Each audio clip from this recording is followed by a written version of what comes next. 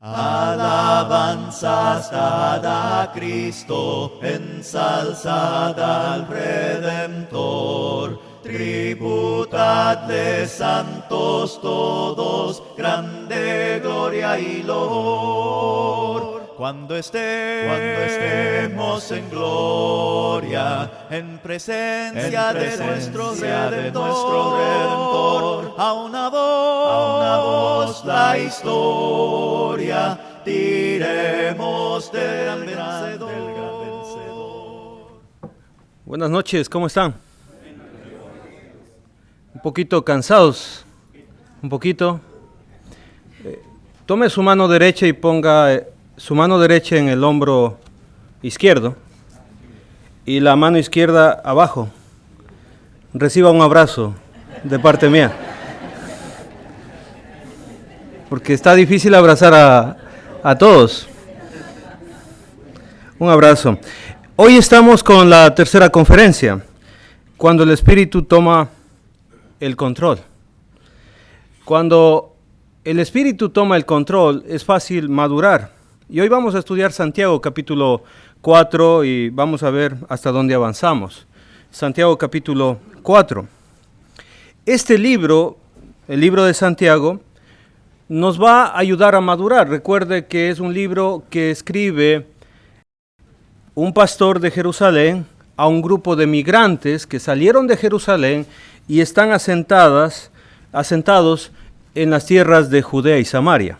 Ese es el contexto histórico que podemos darnos cuenta. Usted está haciendo anotaciones, anote lo siguiente. En el capítulo 1, Santiago habla de la madurez. Ser maduro es escuchar la palabra de Dios. En el capítulo 2 también habla de la madurez y significa tener buenas obras. Santiago dice, bueno, demuestra con tus buenas obras tu fe. En el capítulo 3, ser maduro es saber controlar la boca, la lengua. La lengua es un músculo que tiene solamente 10 centímetros. ¿Sabía ese dato? Que usted saca la lengua, toma un flexómetro, 10 centímetros. Y pesa solamente 100 gramos. Pero hace daño. Y el que es maduro sabe controlar la lengua. En el capítulo 4, usted va a aprender a solucionar los conflictos. De eso vamos a hablar en esta noche. Porque si usted tiene el Espíritu Santo, va a poder resolver conflictos entre hermanos. En el capítulo 5, usted va a aprender, si lo estudia, obviamente, va a aprender a soportar las aflicciones.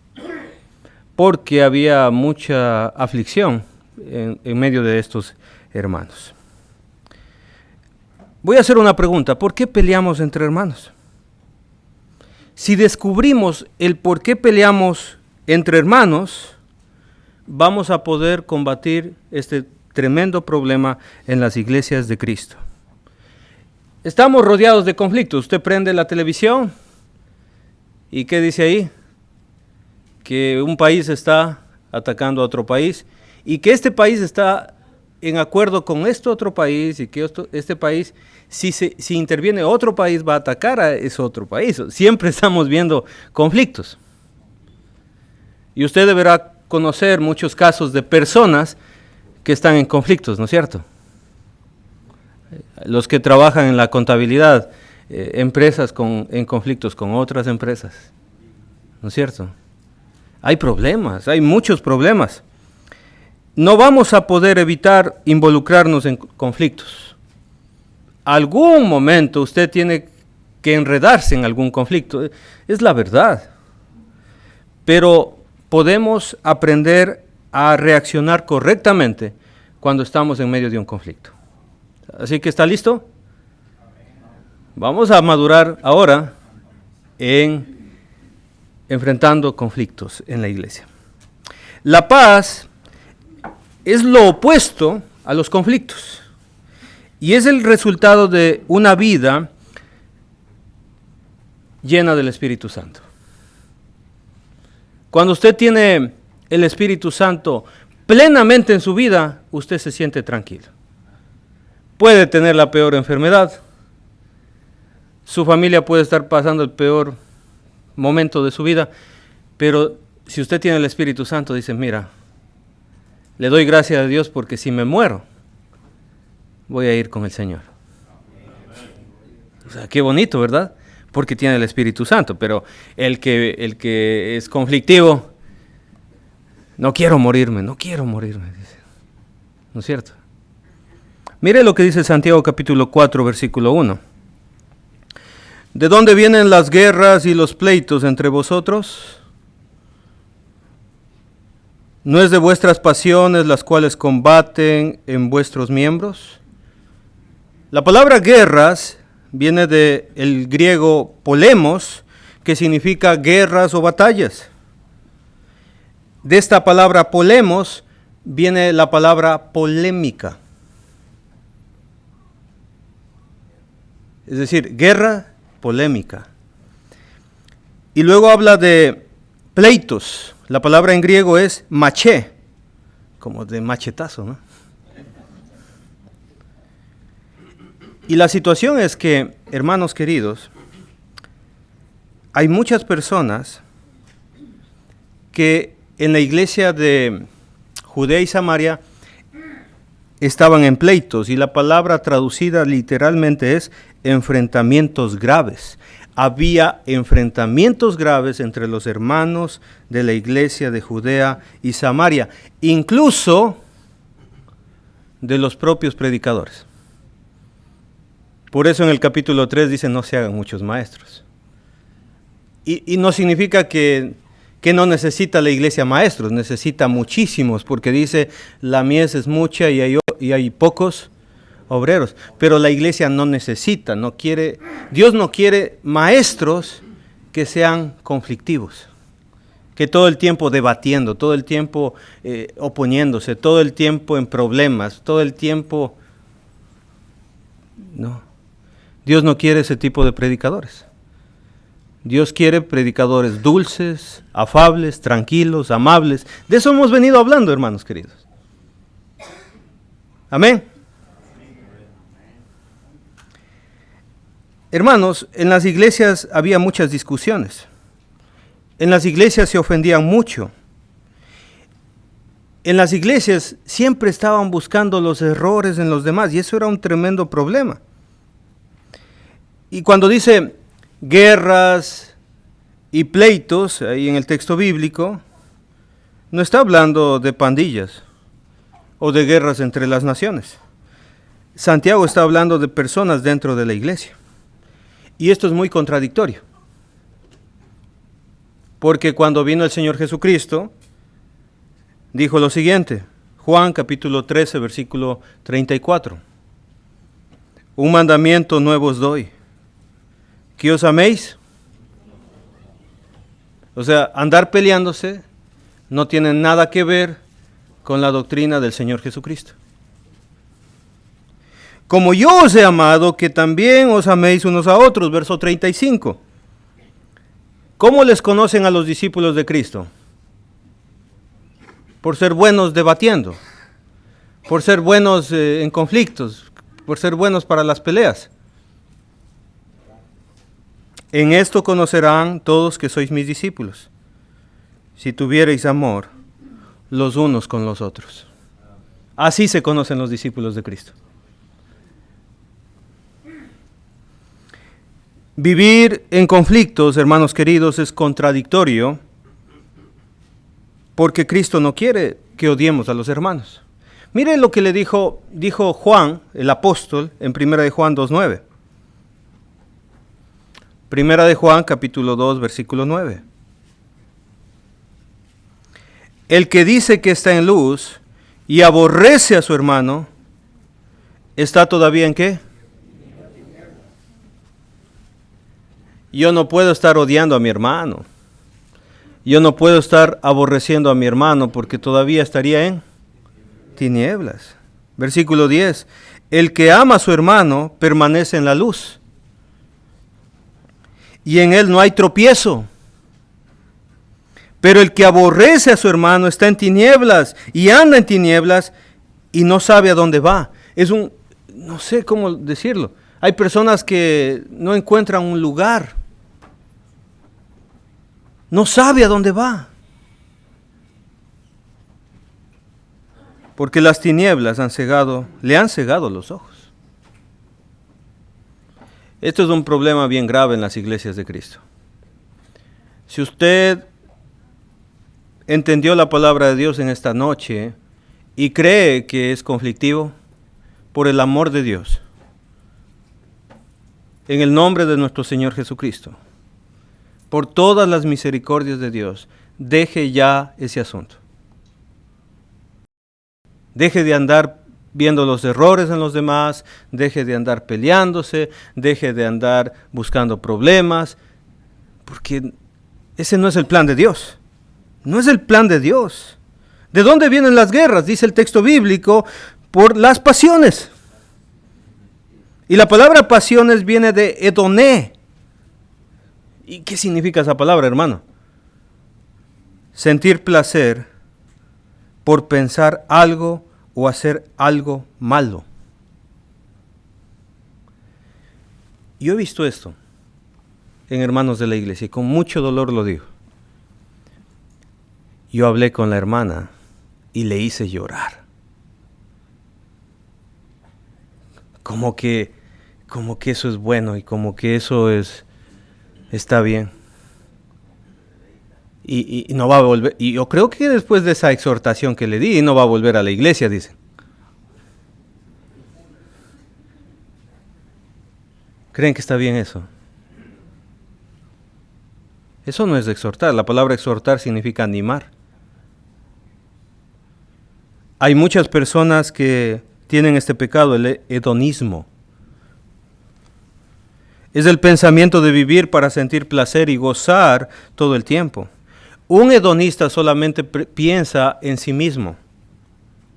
Usa a los demás con el fin de beneficiarse. Y esto no debe existir en la iglesia. No debería existir en la iglesia. No le importa si sufren los otros. No le importa el crecimiento de los demás. No le importa si otro es afectado. Lo importante es que él se sienta bien o ella se sienta bien. ¿Habrá hedonistas en la iglesia? ¿Habrá? ¿Que no le importan los demás? Es muy interesante que dice en el capítulo 4, versículo 1, ¿no es de vuestras pasiones, las cuales combaten en nuestros miembros? Voy a leerlo en la traducción Dios habla hoy. Dice lo siguiente. ¿De dónde vienen las guerras y las peleas entre ustedes? Pues de los malos deseos que siempre están luchando en su interior. La persona, hermanos queridos, esto es interesante porque Dios va a escudriñar nuestros pensamientos y corazón. La persona que le gusta pelear y estar en conflictos, todo el tiempo peleándose, todo el tiempo enojado con el esposo, enojada con el esposo o enojado con la esposa, si todo el tiempo anda de mal humor, le gusta todo eso, hay un conflicto dentro de sí. Dentro de sí. Y eso me indica que para solucionar este problema yo debo trabajar en mi interior. Existen malos pensamientos dentro de su corazón y cuando esos malos pensamientos vencen los pensamientos que nos da el Señor, la sabiduría de Dios, usted se porta mal.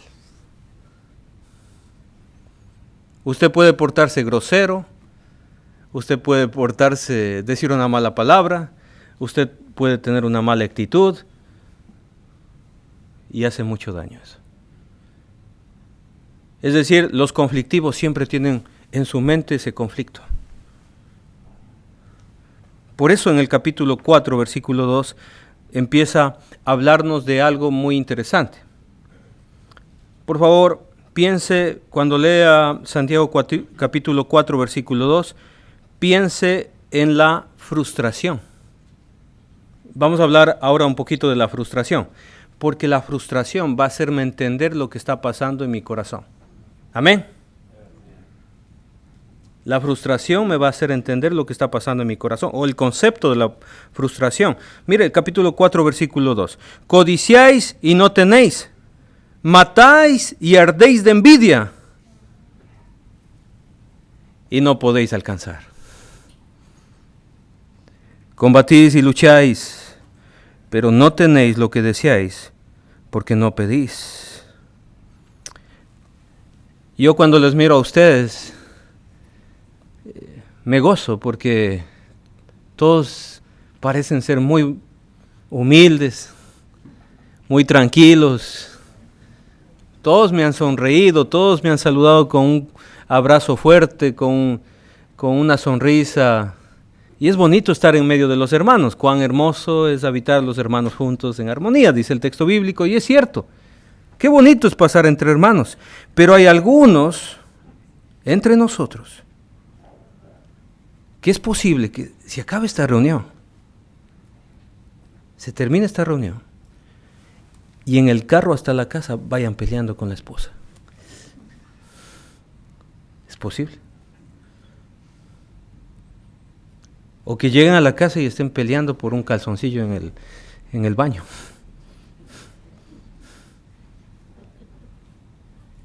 Es muy probable. Y que esté maltratando a sus hijos. Y que esté peleándose por teléfono. Es que ya te dije, no le firmes la escritura. Es muy probable. No te dejes. Dile esto, dile aquello. ¿Qué pasó? ¿Por qué hizo eso siendo cristiano? ¿Por qué una persona cristiana que dio una buena predicación aquí se comportó diferente afuera? ¿Qué pasó? Hermanos queridos, la frustración es anhelar algo de todo corazón y no obtenerlo. Le quiero explicar mejor esto. Hay gente que está frustrada por su aspecto físico.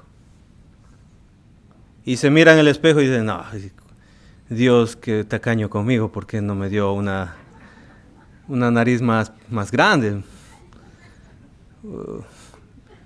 Lo que me gustaría que un poco de orejas haya ido a otro lugar, o no sé, ¿por qué no nací de ojos azules? ¿Y por qué no soy un poco más alto? Otros dirán, ¿por qué soy tan alto? Debería ser más pequeño. Y otros, que envidia con ese hermano que come y no se engorda. ¿No es cierto? Y hay gente frustrada por lo físico. Otros están frustrados por lo que pasó en su familia. ¿Por qué nací en esa familia? Todos pelearingos, todos pendencieros, todos llorones, todos avariciosos, frustrados. ¿Por qué no le hice caso a mi papá? Debía haber estudiado. Y ahora miren, aquí debajo de este sol y sacrificándome.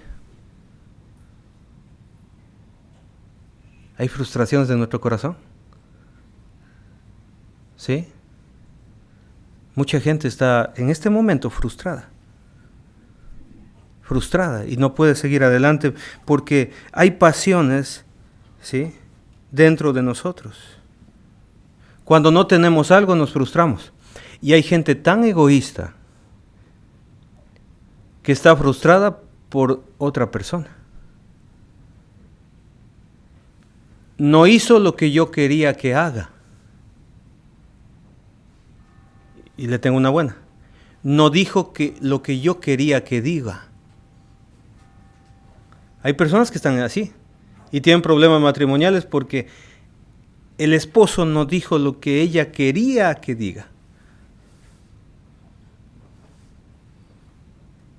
Habrá personas así que están frustradas en la vida por ese tipo de cosas. Dice el texto, pero no tenéis lo que deseáis porque no pedís. ¿Se da cuenta, hermanos queridos, que la persona que tiene frustraciones no se conecta con Dios? Las pasiones, hermanos queridos, causan conflictos internos. Causan conflictos con otras personas, pero también tienen un conflicto con Dios.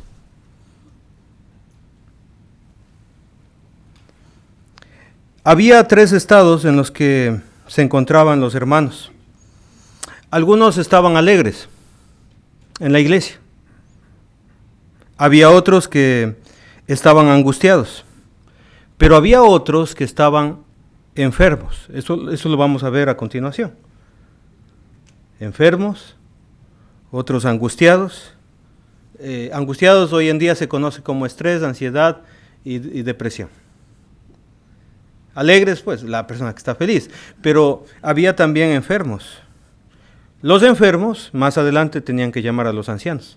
Ya vamos a ver por qué llamar a los ancianos. Santiago capítulo 4, versículo 3. Y aquí vamos a aprender cómo pedir bien, porque podemos pedir mal. ¿Cómo saber si pido mal? Aquí está, versículo 3. Pedís y no recibís porque pedís mal para gastar en vuestros deleites. Y eso me indica que el cristiano tiene que aprender a pedir según la voluntad de Dios. ¿Se acuerda del Señor Jesucristo en el momento más difícil de su vida? Allá en el Getsemaní dijo, Padre mío, si es posible, pase de mí esta copa, pase de mí este sufrimiento, pero no sea como yo quiero, sino como tú. ¿Se ha puesto a pensar en esa oración? Y si usted está enfermo, dice, Señor, quiero curarme, anhelo curarme, pero no sea mi voluntad, sino la tuya. Qué madurez, hermanos. Qué madurez si usted alcanza eso. Y debo pedir de corazón puro, debo pedir, como lo dice en el Salmo 66, versículo 18, si en mi corazón hubiese yo mirado a la iniquidad, el Señor no me habría escuchado. Tengo que sentir en mi corazón. Y debo hacerlo en el nombre de Jesús. Cualquier cosa que pidamos al Padre, si lo hacemos en el nombre de Jesús, ¿qué va a pasar? Yo lo haré, dice el Señor Jesucristo. Y ser constantes como la viuda en Lucas capítulo 18. ¿Se acuerda la viuda? ¿Cómo era? Constante, constante, constante. ¿Hasta que recibió? Pero hermanos, hasta aquí suena como una prédica normal. Pero yo quiero serle muy sincero, muy sincero. Esto no va a solucionar las cosas. Porque hay personas que han orado y no ha cambiado nada. Entonces hay que solucionarlo. Les voy a contar algo personal. Cuando yo estaba probablemente en los años 2003, 2004, yo quería conectarme con Dios. Y dije, voy a hacer una oración, voy a arrodillarme delante de Dios. Y me arrodillé delante de Dios. Pero dije, no siento nada. Porque no es la posición de la oración. Es la actitud que nosotros tenemos con Dios. Si usted quiere arrodillarse, amén. Pero haga esa oración con actitud. ¿Sí? En una ocasión, dos hermanos discutían sobre cómo se debe orar. Y el uno le decía, mira, la oración tiene que ser arrodillada. Así debemos orar. Incluso en las reuniones de la iglesia, debemos orar todos arrodillados, decía este hombre. Y el otro decía, no, yo no estoy de acuerdo contigo. Y esa era la discusión. No importa la posición, lo importante es tu corazón, decía el hombre. Y así discutían. Otro estaba escuchando todo y dijo, caballeros, ustedes no tienen razón. Ni tú no tienen razón.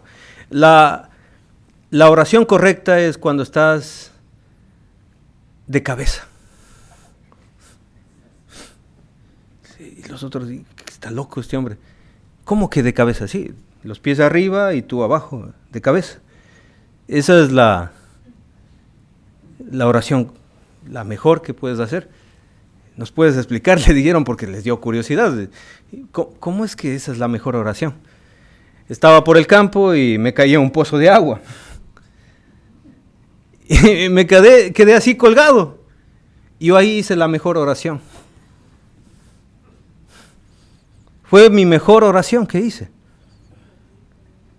Hermanos, cuando buscamos a Dios de todo nuestro corazón para salvar nuestra vida, va a ser la mejor oración que nosotros podemos hacer. Hay que aprender a quitar el problema de raíz. Y ustedes saben que el problema de raíz, como estamos viendo en estas 3 conferencias, tiene que ver con mi madurez, mi carácter. Si realmente el Espíritu Santo está trabajando en mi vida, o la carne, el mundo o el diablo está trabajando en mi vida. Yo debo tomar la decisión de cambiar. La oración no es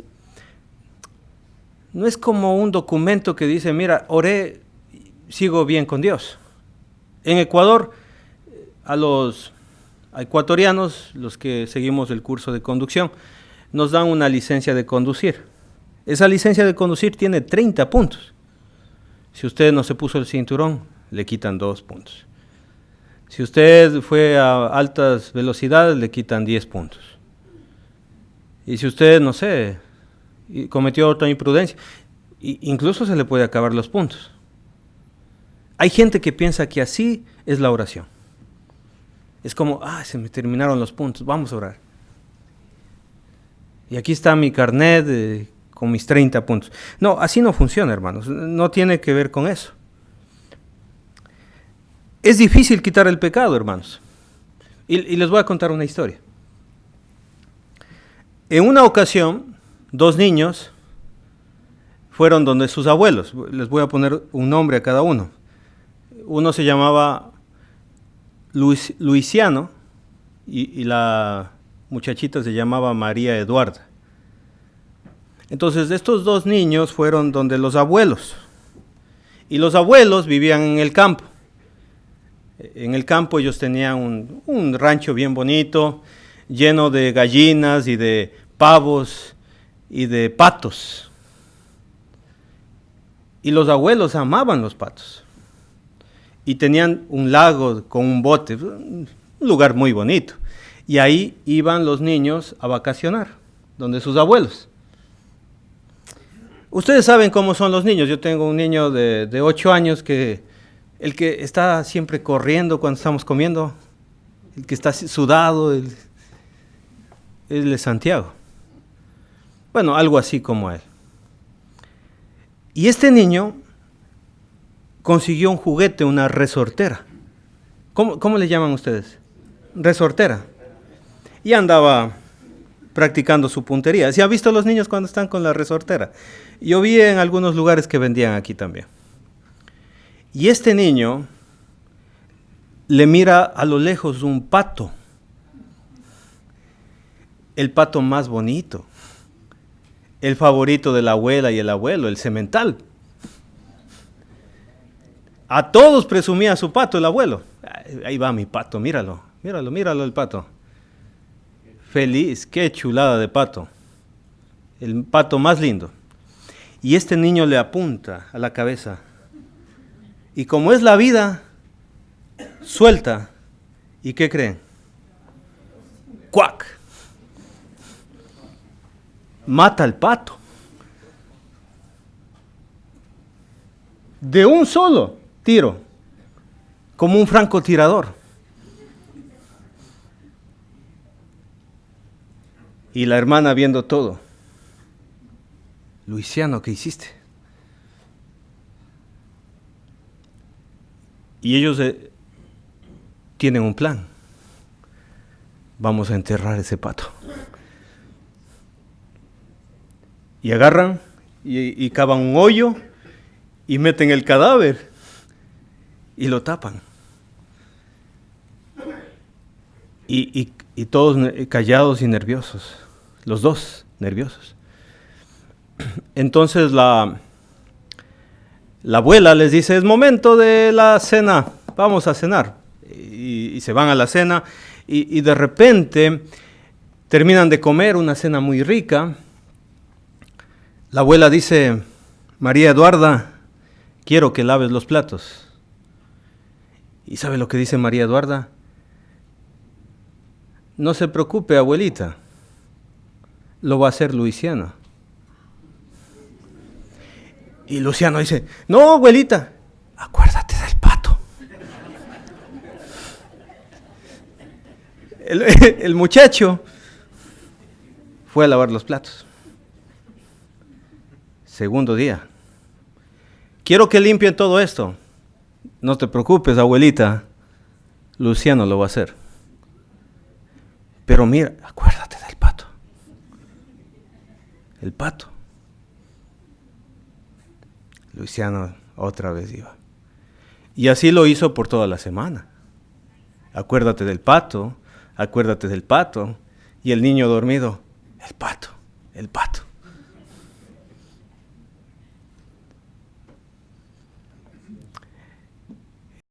El último día de vacaciones, el último día, el abuelito dijo, vamos a pescar. Y el niño se puso feliz. Luisianita, tú no puedes irte si no haces esto. Ah, no se preocupe, lo va a hacer Luciano.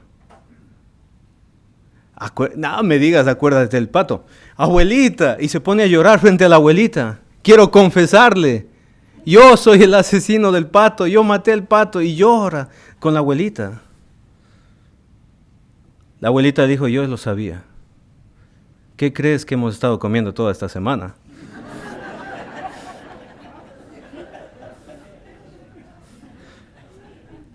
Pero quiero decirte algo.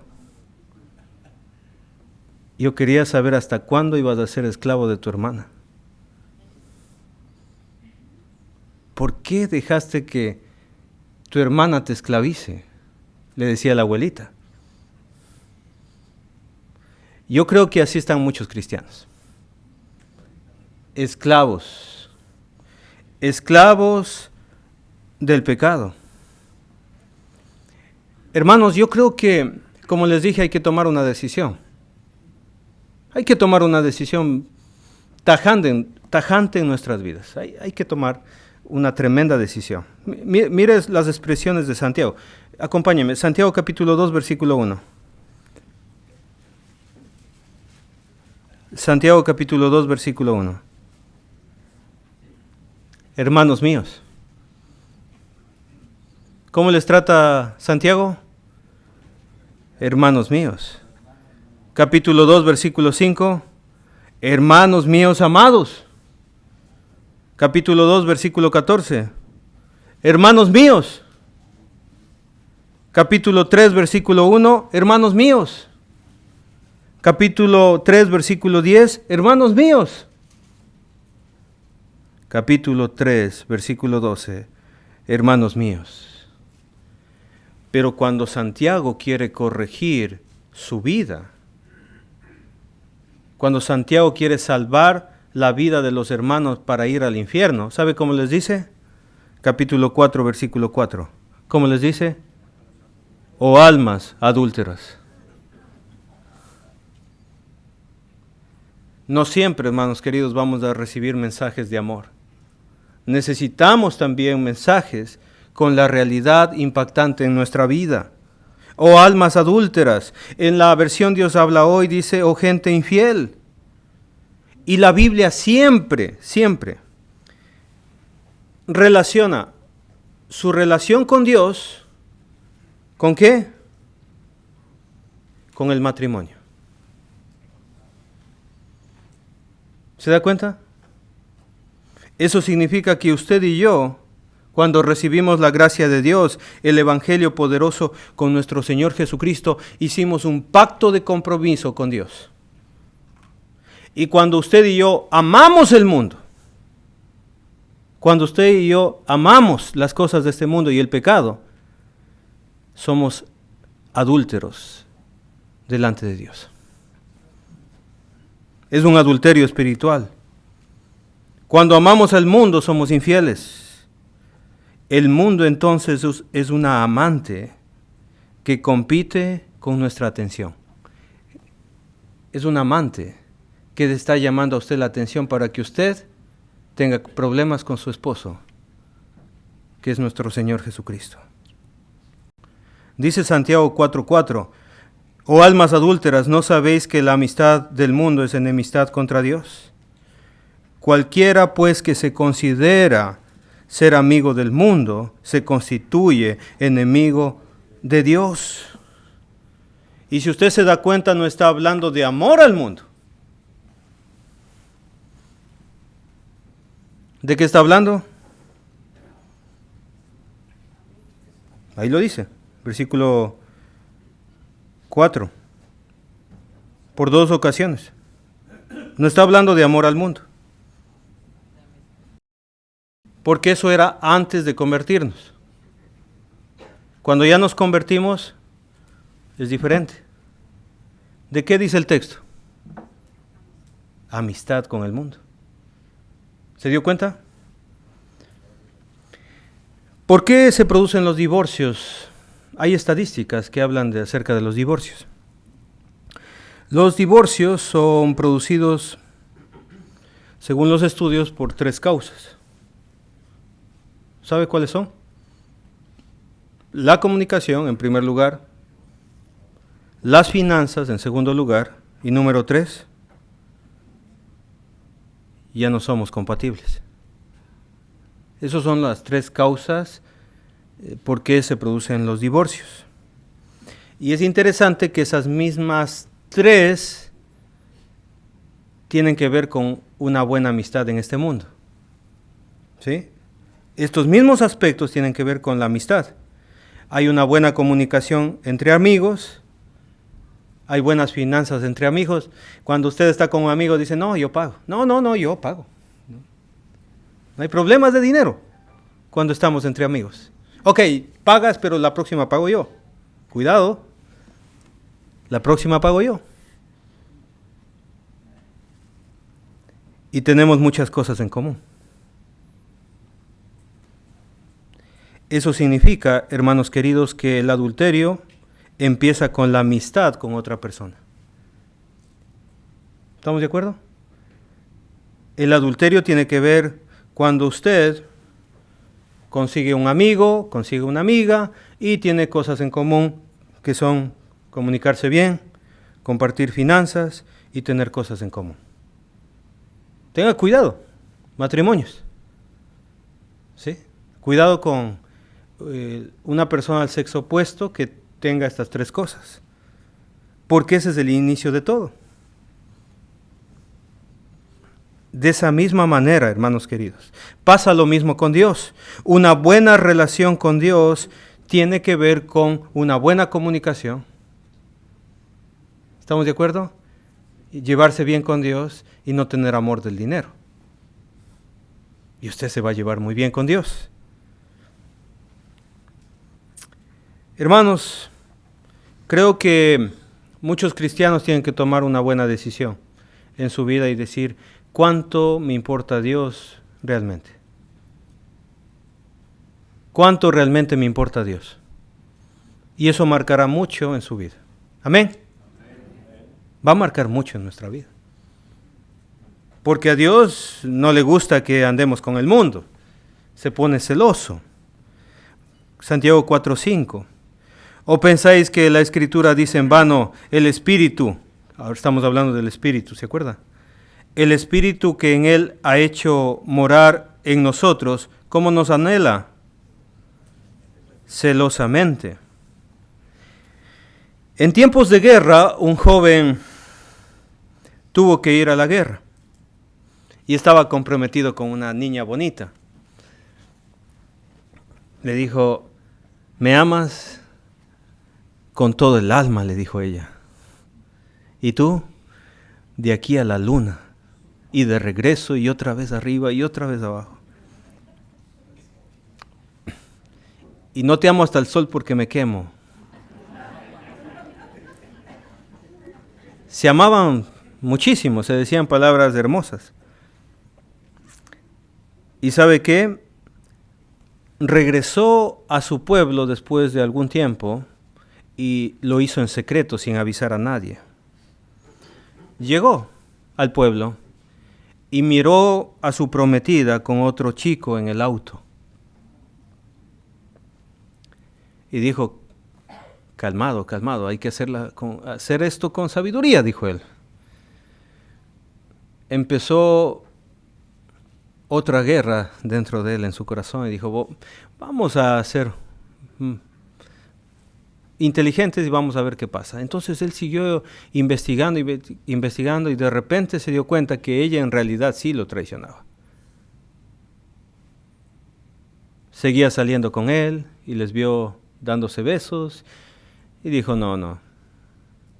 ¿Sabe lo que hizo el joven?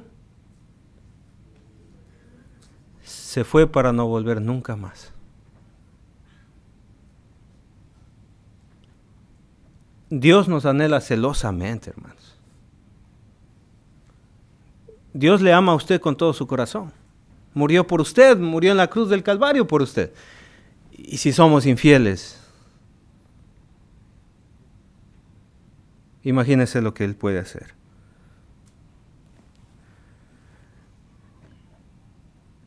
Nos anhela celosamente con su Santo Espíritu. Usted y yo tenemos el Santo Espíritu. Amén. El Santo Espíritu debe producir frutos en nuestra vida. Por eso el Señor decía, no te inclinarás a ningún otro Dios. Pues Jehová, cuyo nombre es celoso, Dios es celoso, dice el Éxodo 34:14. Dios es celoso.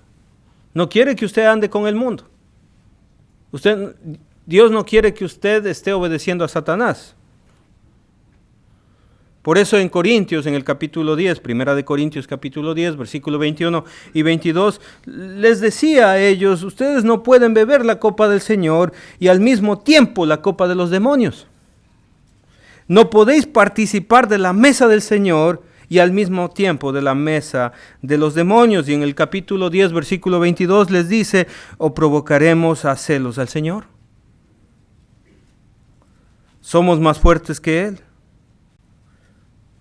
Cristo nos anhela celosamente, hermanos queridos. Y quiero hacerle algunas preguntas que anoté aquí. ¿Qué es más importante en su vida?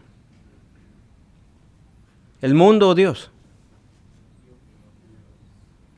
¿Cómo está educando a sus hijos para ser compatibles con el mundo o para ser compatibles con Dios? Y le quiero decir una gran verdad. ¿De qué le sirve a usted darle a su hijo el colegio, la universidad, la especialidad, el PhD, si su hijo no va al cielo? ¿De qué sirve? Todos nosotros debemos trabajar para que nuestros hijos vayan al cielo. Y siéntase feliz y contento si su hijo está en la iglesia. Y agradézcale de todo su corazón si su hijo está sirviéndole al Señor. No, es que mi hijo es feliz siendo el profesional que es. Ok. Es que mi hijo es feliz con lo que hace. ¿Y arriba?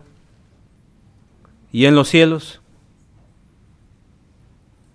¿Será feliz en los cielos también?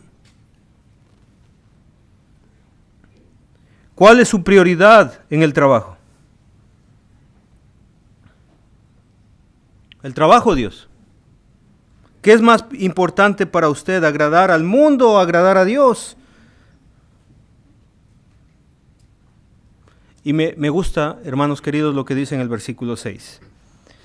Pero Él da mayor gracia, por esto dice, Dios resiste a los soberbios y da gracia a los humildes. Me encanta este texto porque tiene mucha profundidad, hermanos queridos. La gracia de Dios es cuando Dios decide salvarnos por medio de la sangre de Jesucristo. ¿Estamos de acuerdo hasta aquí? Que la gracia de Dios cuando Él decide salvarme. Este es un paso más profundo, el que vamos a estudiar en este momento. Él le va a dar mayor gracia. ¿Cuándo? Cuando Él resiste a los soberbios. Y cuando Él da gracia a los humildes. Hermanos, ¿sabe lo que va a pasar después de ser bautizado? Y con el paso de los años, ¿sabe lo que va a pasar en su vida? Usted puede tomar dos caminos. Ser humilde o ser soberbio. Si usted toma el camino de ser soberbio, Dios le va a ayudar a usted. Hermano, pero ¿cómo? ¿Cómo le va a ayudar a una persona que es soberbia? ¿Sí? Castigándole, resistiéndole, poniéndole difícil para que sea humilde. Piensa en esto. Si usted es humilde cuando sufre, ¿cómo le conviene a Dios que esté usted?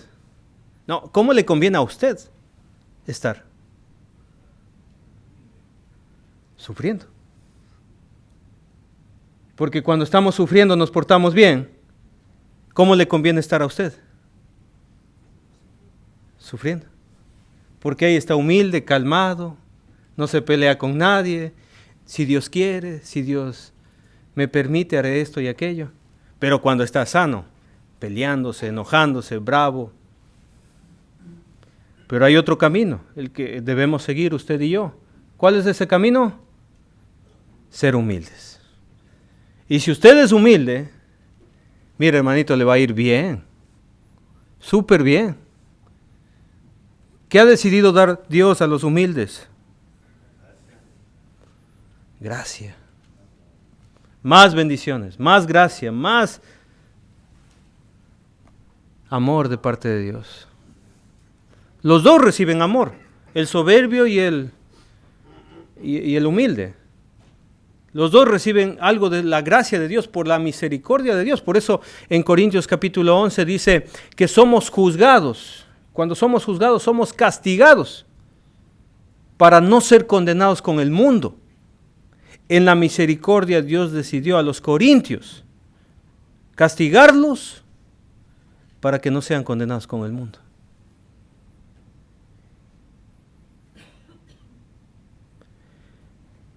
Por eso debemos aprender a madurar, hermanos. Por eso debemos dejarnos controlar de su Santo Espíritu. Y se me acaba el tiempo, hermanos. Se me está acabando el tiempo ya. Versículo 7, someteos pues a Dios. Si esto es así, sométasen pues a Dios. Resistan al diablo y él huirá de vosotros. La palabra someterse viene del griego subordinar, obedecer, estar bajo, estar sujeto, estar sumiso. Debemos obedecer, hermanos queridos, a nuestro Dios. De eso se trata. De ser humildes y obedecer. De no estar alejados de Dios, de ser constantes. Seamos constantes, hermanos queridos. Versículo 8, acercaos a Dios, porque Él está dispuesto a tener relación con todos nosotros. Y Él se acercará a vosotros, dice el texto. Y mire cómo les trata, pecadores. Así trata el Señor a estos hermanos, pecadores, limpiad las manos. Y vosotros los que tienen dos ánimos, los que sí, los que no, sí, no. Voy a ser fiel, no voy a ser fiel. Ahora sí, después ya no. Y vosotros los de doble ánimo, purificad vuestros corazones. Entonces Él quiere que nosotros nos acerquemos a Dios y es muy interesante, y con esto voy a ir terminando. Dice limpiar las manos. ¿Sí notó en el texto limpiar las manos? Esto viene de algo conocido como descripción funcional. Limpiar las manos tiene que ver con la descripción funcional. ¿Qué es eso, hermano? Ya le voy a explicar qué significa. Si ha escuchado cuando dice, por ejemplo, en Romanos 10:15, cuán hermosos son los pies que anuncian la paz. ¿Y qué evangelista tiene los dedos bien bonitos de los pies? Hay unos evangelistas con unos dedos feos. Pero ¿cómo dice el Señor? Cuán hermosos son los pies. Entonces no tiene que ver que los pies son bonitos. Tiene que ver que su actitud, su conducta delante de Dios al anunciar las buenas nuevas, el trabajo que desempeñan, ¿qué es? Hermoso. Y cuando en Timoteo dice, levanten los hombres manos santas, ¿qué significa? Que su vida es santa. Pero cuando dice, limpien sus manos, ¿a qué se refiere, hermanos? Si yo voy a servir a Dios, si voy a hacer las cosas, ¿con qué se hacen las cosas? Con las manos. Si voy a hacer cualquier cosa, ¿qué tengo que hacer? Santamente. Mis manos tienen que estar limpias. ¿Y cómo sé que mis manos son santas? Sin ira ni contienda, dice Timoteo. Pablo a Timoteo. Hermanitos queridos, quiero terminar con estas preguntas. ¿Qué le ensucia a usted? ¿Qué le ensucia a usted sus manos? ¿Qué le ensucia su vida? ¿Qué hace que usted tenga siempre doble ánimo? Sí y después no. ¿Qué parte de su vida usted tiene que cambiar? ¿Qué parte de su vida usted tiene que transformarse, hermanos queridos? Y yo creo, hermanos queridos, que en el versículo 9 hay algo muy importante para todos nosotros. En el versículo 9 dice el texto bíblico, ¿qué debo hacer yo y usted? Afligíos y lamentad y llorad. Vuestra risa se convierta en lloro y vuestro gozo en tristeza. No puedo andar por la vida feliz y contento si estoy viviendo en pecado. Los hermanos de Judea y Samaria vivían como si no pasara nada y andaban felices y comían y bebían algunos como si no pasara nada. Yo no puedo estar contento si estoy en pecado. Yo no puedo estar contento si estoy dividido con mi hermano. No se puede. ¿Qué tengo que hacer? Tengo que afligirme, tengo que lamentar, tengo que llorar. Y la palabra afligirse viene de talaiporeo, que significa ser miserable, darse cuenta de la miseria que uno tiene. Yo no puedo estar feliz y caminando en este cristianismo si yo soy un miserable por el pecado. Debo afligirme, debo sentir lástima de vivir así. Debo lamentarme, debo llorar. Y mire, como conclusión, capítulo 5. ¿Qué estaba haciendo Dios con los hermanos de Judea y Samaria? Versículo 14. Santiago 5:14. ¿Está alguno enfermo entre vosotros? ¿Qué pasó? ¿Cómo Dios les estaba castigando a ellos? ¿Cómo Dios les estaba castigando? Yo no sé qué pasó ahí, pero estaban enfermos. ¿Y qué debían hacer ellos? Llame a los ancianos. Debían sujetarse a sus pastores. Y los pastores también debían estar dispuestos y oren por él, ungiéndole con aceite en el nombre del Señor, dice el texto. Es decir, que los ancianos debían orar por esta persona o estas personas que estaban enfermas. Y la oración de fe salvará al enfermo. Y el Señor lo levantará. Y si hubiere cometido pecados, le serán perdonados. Y es interesante que en este mismo contexto dice, confesaos vuestras ofensas unos a otros. ¿Por qué Dios les estaba castigando a los hermanos de Judea y Samaria? Porque no se llevaban entre hermanos. La solución, perdonarse. Hermano, yo no le puedo perdonar a mi esposo, yo no le puedo perdonar a mi hermano, yo no le puedo perdonar a mi papá, hermano, yo no puedo hacer eso. Usted no puede, es difícil. Usted no puede dar lo que no recibe. Pero cuando entiende y se reconcilia con Dios y Él le perdona a usted, y usted tiene el perdón de Dios, ahora sí puede dar lo que tiene. Y puede pedir perdón. O puede perdonar a los demás. Confesaos vuestras ofensas unos a otros. Tenga una buena conversación con su esposo, con su esposa. Tenga una buena conversación con su hermano. Tenga una buena conversación con su hijo. Y desen un abrazo y perdónense para siempre. De la misma manera que Jesucristo nos perdonó. ¿Sabe a quién perdonó primero el Señor Jesucristo? ¿Sabe quiénes fueron los primeros cristianos? Pedro dijo, ustedes crucificaron a Cristo. Ustedes le entregaron en manos de inicuos. Con los primeros que quiso reconciliarse el Señor, fue con aquellos que le dijeron, crucifícale. Si Dios nos ha perdonado de esa manera, podemos perdonar a los que nos han hecho mucho daño. Y orad unos por otros. ¿Para qué? Para sanar el corazón. Para ser sanados. La oración eficaz del justo puede mucho. Espero que esta serie de estudios le hayan ayudado a usted a conectarse con Dios. Espero que esta serie de estudios hagan que el Espíritu Santo controle su vida. Porque debemos dejar que el Espíritu Santo controle nuestra vida.